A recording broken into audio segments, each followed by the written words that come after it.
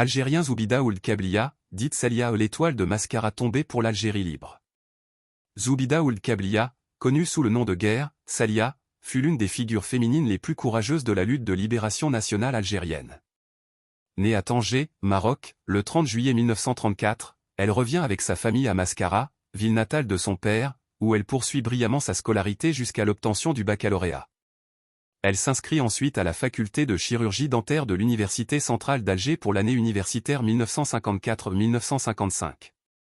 Son engagement politique se renforce rapidement au sein des milieux étudiants militants, inspirés par des figures emblématiques de la résistance algérienne, comme l'émir Abdelkader. Éprise de la cause nationale, elle adhère à l'Association des étudiants musulmans algériens et s'intègre au réseau clandestin du FLN. Après la grande grève des étudiants de mai 1956, elle répond à l'appel de la Révolution et participe à une action audacieuse, le dépôt d'une grenade au stade de Bologhine, aux côtés de la Moudjahida Turkiya Ramoun.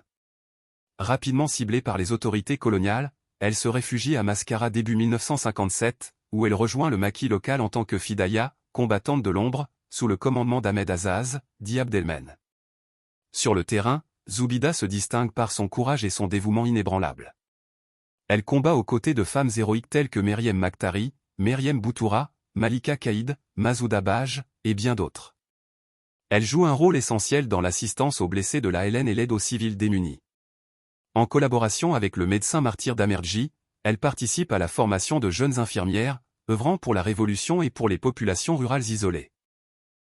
Parmi les nombreuses batailles auxquelles elle prend part, celle de Djebel Tafrant en juin 1958 marque un tournant, c'est là que le docteur d'Amerji tombe en martyr.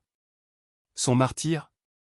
Dans la nuit du 19 septembre 1958, Zoubida fait partie d'un groupe de combattants chargés de secourir des blessés de la LN dans la région de Bouanifia, Mascara.